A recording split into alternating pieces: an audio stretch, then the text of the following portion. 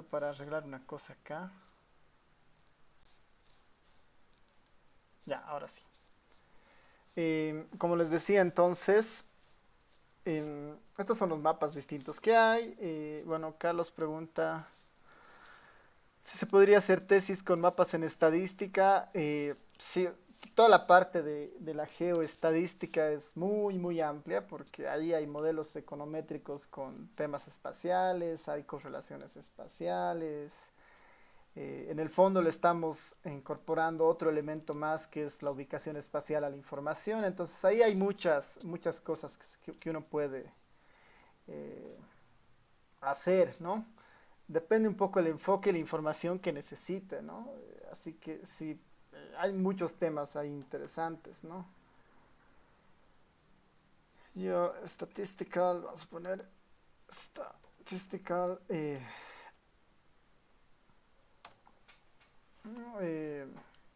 hay mucha información que se puede hacer con la parte estadística y geoespacial, ¿no?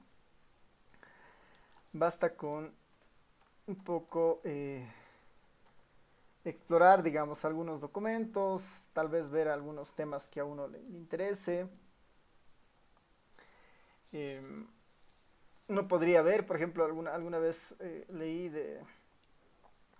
eh, de papers donde hacían estimaciones de la pobreza respecto la cantidad de señal, era una idea de estimación de pobreza a nivel de barrios, digamos, pero a partir de calcular las llamadas entrantes y salientes de una línea telefónica, ¿no? Entonces podían tener los puntos y en base a la cantidad de salidas que habían uno podía decir que eran más pobres o menos pobres, por ejemplo, ¿no? Otro estudio, por ejemplo, en esta parte espacial era ver, por ejemplo, el impacto que tenía una política pública que se aplicaba a un municipio y a otro no, por ejemplo, respecto la calidad de vida de las familias o algún tema ahí interesante, ¿no? Por ejemplo, este es el límite entre La Paz y el Alto, ¿no? Y uno podría ahí, digamos, mirar temas relacionados a las políticas municipales de La Paz y el Alto y ver si hay algún impacto entre estos límites, por ejemplo, ¿no? Hay varios temas que pueden salir de la parte espacial, ¿no? Hay hartos temas, es cuestión un poco de definir un poco el tema de interés, el área, si es más social, ¿no? Financiero, temas no sé, de calcular algún indicador en particular, ¿no? Así que eso es importante en esta parte. Así que esta es otra fuente de información interesante. Y creo que esas son las principales a nivel nacional, ¿no? Existen obviamente otras fuentes, ¿no? Si uno ve la página de la ASFI, en la parte financiera, si bien es cierto, no hay información exhaustiva de personas, pero sí hay algunos reportes estadísticos con un montón de información que uno podría recabar, por ejemplo, ¿no? Que no está tan desarrollada, digamos, en algunos casos en la mayoría de los casos son PDFs, ¿no? Así que habría que ya hacer algún tratamiento extra para tratar de bajarse la información del PDF. Pero se puede, ¿no? Se puede hacer ese tipo de procedimientos, ¿no? La ASFI, el Banco Central, el Ministerio de Economía, ¿no? Igual tiene harta información. Entonces, sobre eso tal vez, ya para ir terminando esta parte,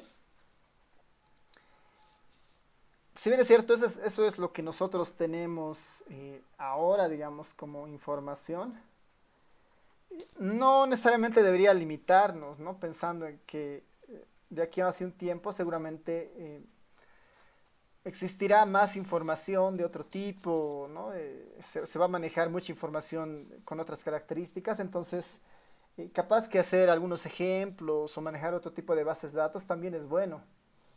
Y ahí hay esta página web que es igual una iniciativa bastante interesante donde se distribuyen bases de datos en el fondo asociadas a diferentes tipos de problemas, ¿no? Este Kaggle tiene un poco esa idea, ¿no? Es una página de datos bastante interesante, ¿no? que tiene información de diferentes fuentes, de diferentes tamaños, de diferentes tipos. Si uno se va acá a bases de datos, ¿no? A datasets, eh, van a ver que hay información de muchos, muchos tipos. Mira, la más reciente es una recolección de los tweets vinculados a la elección de Estados Unidos. Y esta base de datos pesa 353 megas, son dos archivos CSV y ha sido cargada hace 3 horas, ¿no? Es una página de colaboración donde se van subiendo mucha información. eh, y lo interesante de esto es que uno puede buscar algo que le interese en particular, ¿no? Vamos aquí a filtros, podemos pedirle un formato en específico y una dimensión en específico, ¿no? ¿Qué tal si nosotros queremos CSV que esté entre 1 giga y 10 gigas, digamos, ¿no? 1 giga y 10 gigas de información? Creative Commons es, bueno, cualquiera de estas nos sirve porque igual son abiertas. Podría darle algún tags, alguna palabra clave para que se busque, ¿no? Economía, finanzas, medio ambiente, ¿no? No voy a poner nada para ver lo que hay. CSV es de 10 gigas y ahí está, ¿no? Me dice que hay una base de datos relacionada al COVID respecto a cambios, ¿no? Una base de datos de 6 gigas y son 222.000 archivos, ¿no? Después tenemos otro tipo de información, igual, ¿no? COVID, de la información urbana, información relacionada a calidad del aire, una base de datos de 3 gigas. Esta es una fuente de datos bastante interesante respecto al tema que ustedes quieran un poco explorar, ¿no? Eh, y hay diferentes tipos de formatos, ¿no? Como acá en los filtros les mostraba, no necesariamente pueden ser un CSV, ¿no? Puede ser otro tipo de información, puedo decirle, bueno, cualquier cosa, ¿no? Sin definir el tipo y que sea de 1 a 10 gigas. Veremos ahí qué es lo que me muestra. Aquí hay una colección de fotografías de rayos X relacionados a neumonía y es un archivo de 2 gigas que tiene 5.856 archivos, ¿no? Debe tener 5.856 fotos que hacen un total de 2 gigas. Si uno estaría interesado en hacer, digamos, no sé, reconocimiento de imágenes o esos métodos de machine learning, de clasificación, pero basados en imágenes, por ejemplo, podría bajarse esta base de datos para trabajar, digamos, ¿no? Y así, ¿no? Depende un poco el tema que uno quiera. Podemos poner a ver aquí algún tema en particular sin hacer ningún filtro.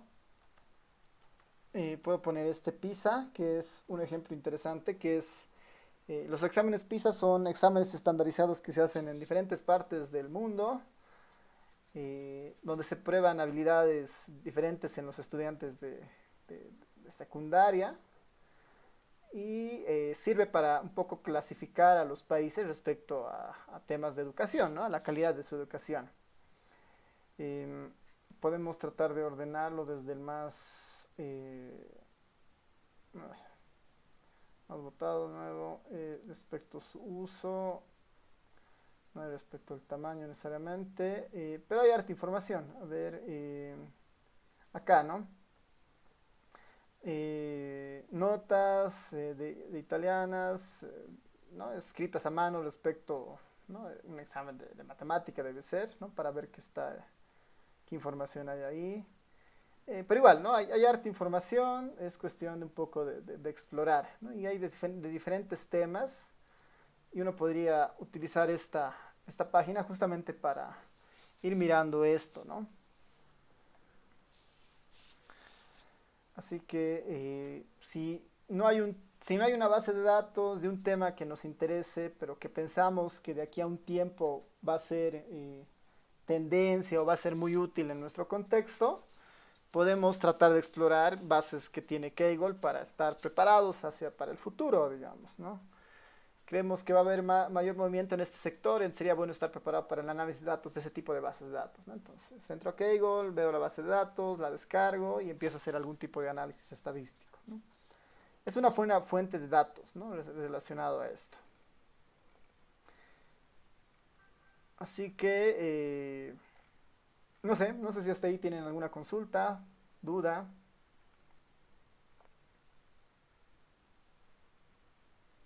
comentario.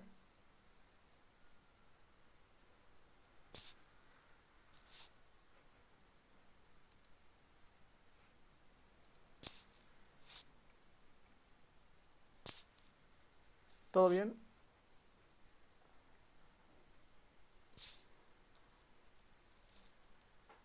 Ya. A ver, si vamos avanzando para cerrar este tema.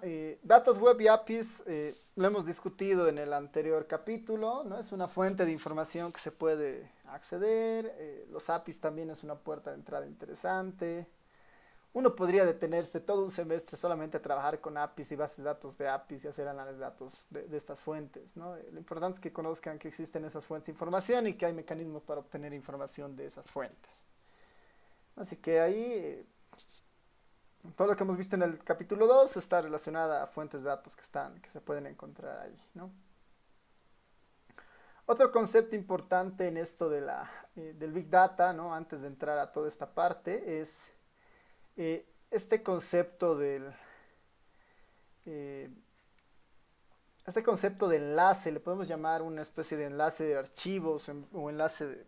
Está bien, puede ser una idea de enlace de archivos, ¿no? Este record linkage. Eh, que es importante en un sentido bastante simple, ¿no? Muchas veces cuando uno trabaja con bases de datos, eh, existen ciertas relaciones de una base de datos a otra, ¿no? Y es importante tener presente cómo nosotros podemos lograr estos enlaces entre entre múltiples bases de datos para el análisis. En el fondo, este concepto, ¿no? Ahí está, se refiere al proceso de concatenar o unir observaciones dispuestas en múltiples bases de datos, ¿no? Puede ser usado para compensar la falta de información, se puede usar para crear estudios longitudinales o se pueden armar pseudopaneles. ¿Cuál es la idea de esto, no? Si yo tengo información, por ejemplo, si yo tengo informaciones de las elecciones de las elecciones de este 18 de octubre que pasó, de las elecciones a nivel de los recintos, y tengo otra base de datos de las elecciones del 2019, las que fueron anuladas, igual a nivel de recintos. ¿Cómo puedo unir estas dos bases de datos para hacer un análisis que me pueda dar una idea de la evolución en el tiempo, por ejemplo, ¿no? Y tendría que haber alguna variable, algún atributo clave, alguna llave que me permita unir estos dos archivos. Si yo pudiera definir y entender esa llave fácilmente, esta idea de enlace se puede hacer muy fácilmente. Eso no siempre es posible, ¿no? Eso no siempre es posible. Entonces, la idea de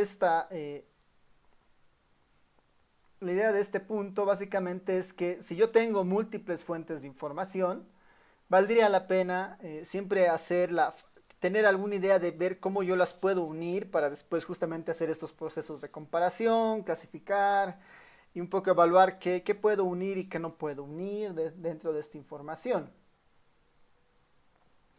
Estos conceptos muchas veces están relacionados a esta idea de matching, ¿no? De unir bases de datos, ¿no? Unir bases de datos a partir de una llave.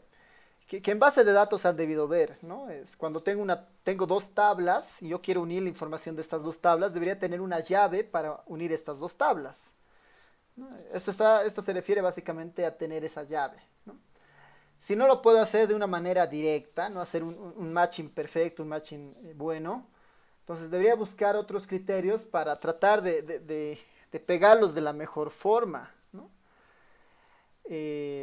Y ahí hay diferentes alternativas, ¿no? Está esta idea del matching que es a partir de una clave o a partir de una llave y hacerlo de una forma muy buena o definir un criterio o básicamente hacerlo basado en un modelo de probabilidad, por ejemplo, ¿no?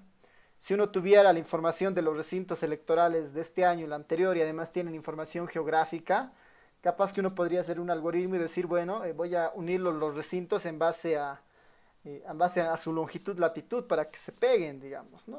Podría ser una opción interesante. O sin salirnos muy lejos, en la base de datos de importaciones que les mostraba, yo tengo abierto la base de datos de importaciones del 92. ¿Qué tal si a esa base de datos yo le quiero pegar la información del 2020? ¿No? ¿Cómo hago para pegar o unir estas dos fuentes de información? ¿No? ¿Qué criterios debería tener? El mejor escenario es que exista una llave para unirlos, ¿no?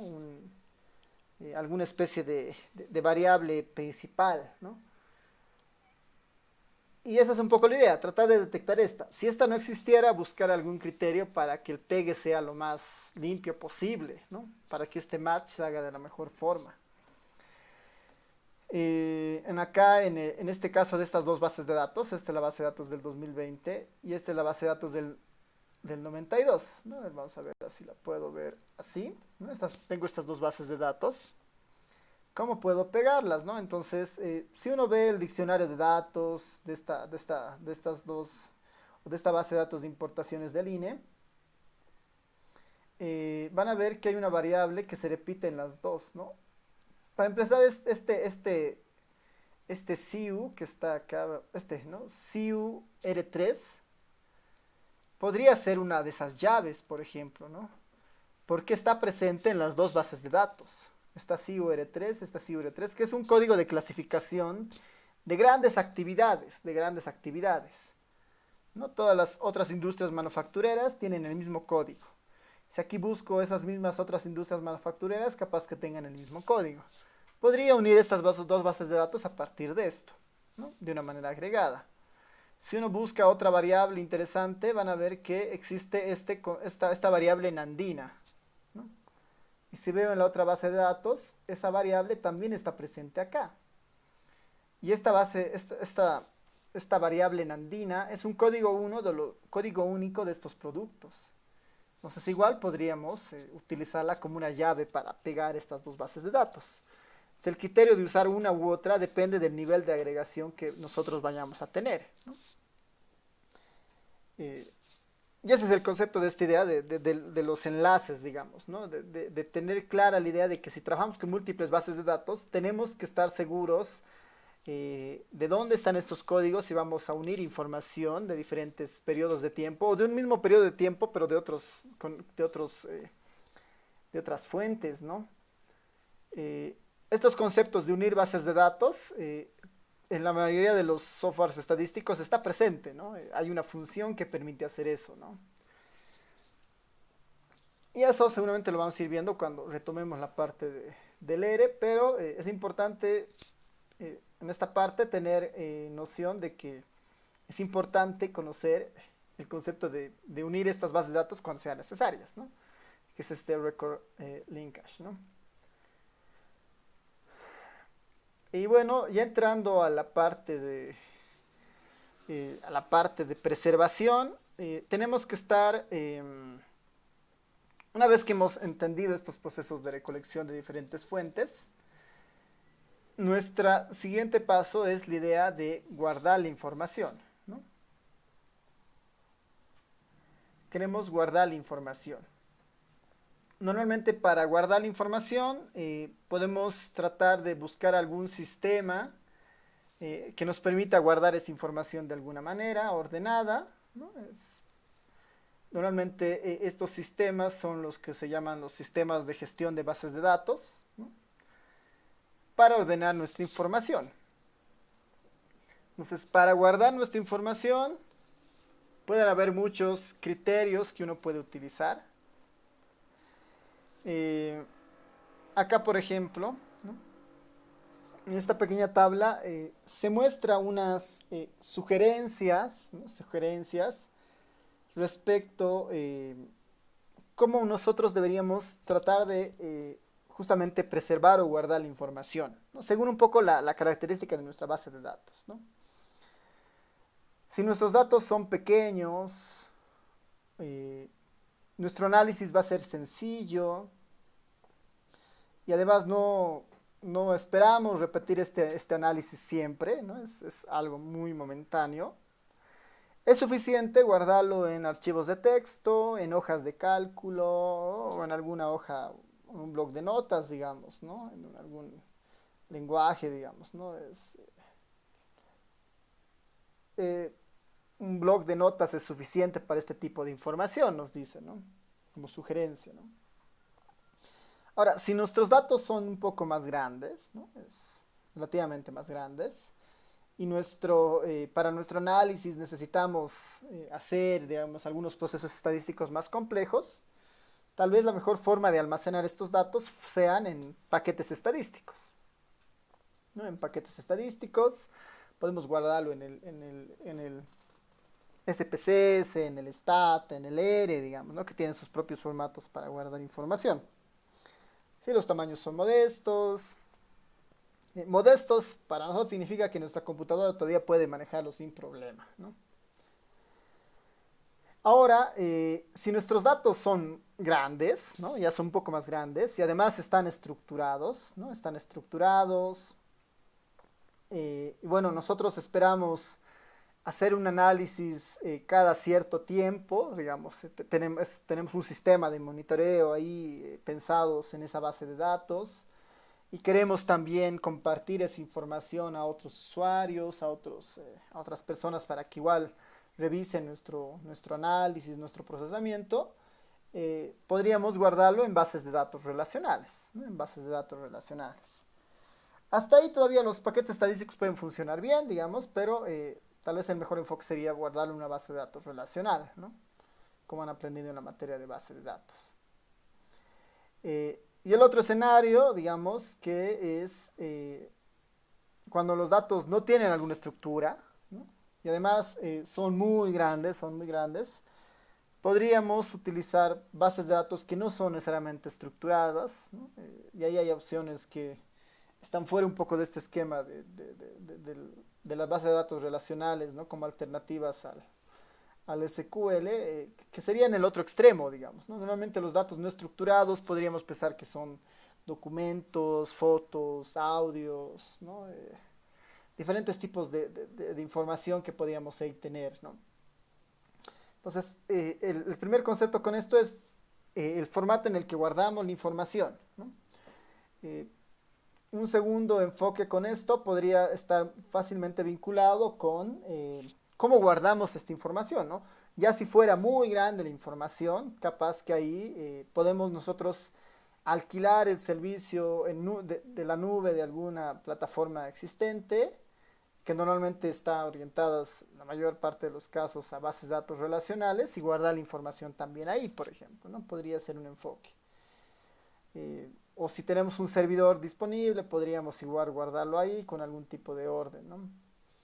Esta idea de los almacenes de datos normalmente son lo que se conocen como los data warehouse, ¿no? Que son estos almacenes de datos donde uno ya al momento de hacer el análisis recurre directamente a su almacén de datos y no hace todo el proceso de recopilación, ¿no? No hace todo el proceso de recopilación, sino que ya directamente se conecta con su almacén de datos, con su data warehouse y hace el análisis respectivo.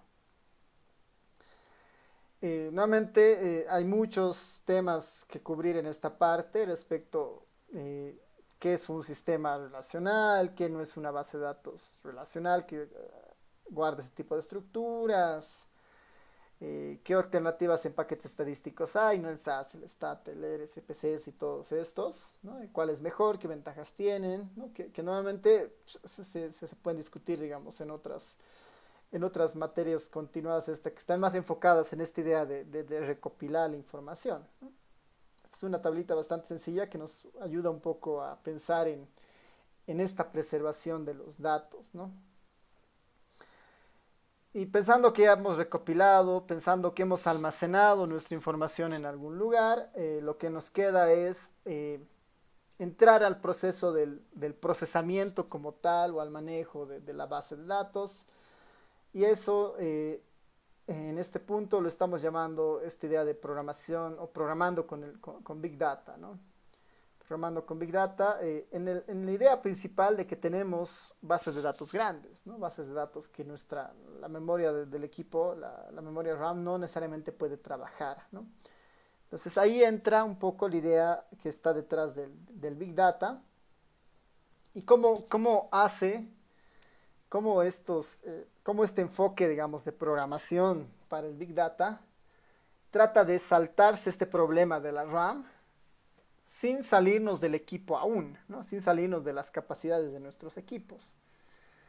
Entonces, a eso se refiere esta idea de programando con Big Data, que lo vamos a ver el día miércoles, espero, porque es en realidad bastante sencillo explicar estos esquemas.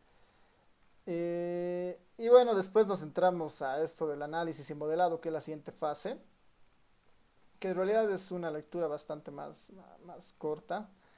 Y después para terminar en la visualización, ¿no? Que son un poco todas las fases que uno puede ir viendo en el Big Data.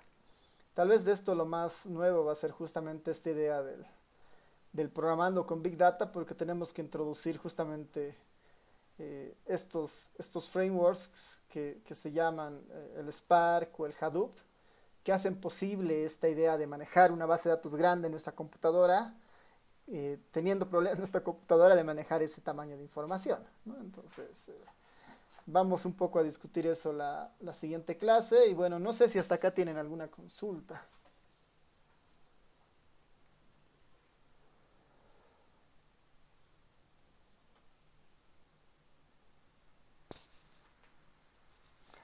Ya, súper. Entonces, yo creo que esto lo vamos a terminar el día miércoles hasta la mitad de la clase.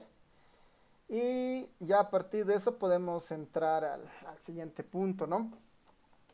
Tal vez solamente como comentario, voy a, voy a ir poniendo estos ejercicios propuestos en el Classroom para, para los que están inscritos en la materia, para las tareas virtuales. ¿Ya? Entonces voy a seleccionar algunos de los ejercicios propuestos y se los voy a poner en el Classroom para que lo vayan haciendo, y les voy a dar un poquito más de tiempo para que los vayan mirando, ¿no?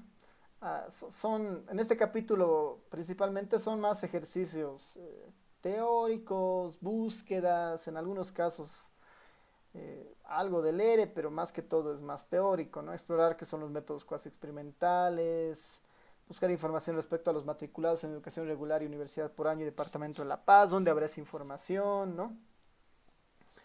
Entonces, a los que están en la materia, les voy a poner esto en el Classroom, yo creo que en estos días, o si no pueden ir adelantándose también. Y estos ejercicios propuestos van a ser parte de las tareas virtuales. ¿Ya? Así que terminamos acá nuestra clase y nos vemos el día miércoles. Y bueno, igual comentarles que he recibido, bueno, he estado revisando su parcial, y las notas igual yo creo que les voy a pasar el día miércoles, sus notas del primer parcial, igual una revisión del envío de sus proyectos de investigación, ¿no? De la primera parte. Y ya sobre eso, tal vez el día miércoles al final de la clase podemos abrir un espacio para ver si tienen alguna duda o comentario respecto a la evaluación, ¿no? O respecto a las observaciones al proyecto. Entonces, eso lo estoy haciendo ya nomás, y en cuanto lo tenga igual les comparto, y si no, el día miércoles en la clase también abrimos un espacio para eso. Así que nos vemos el día miércoles. Chao a todas, todos. Chao, chao.